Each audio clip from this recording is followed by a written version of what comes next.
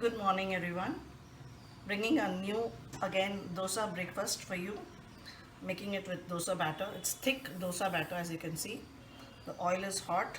I have potatoes rolled into tiny balls, which I'm going to dip in the batter.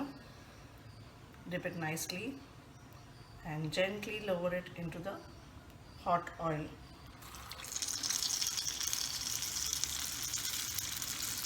This makes for crispy bondas on the outside and soft inners in the inside. The potato is nice and soft.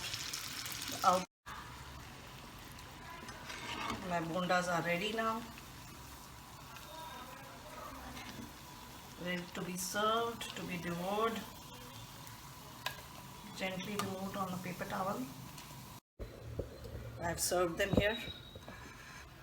You can see them. See, the inside is nice and soft. The outside, you can hear, is crispy. I'm going to taste it. It really looks yummy.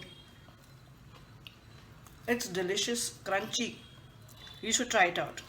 Let me know when you do, and you will thank me for it.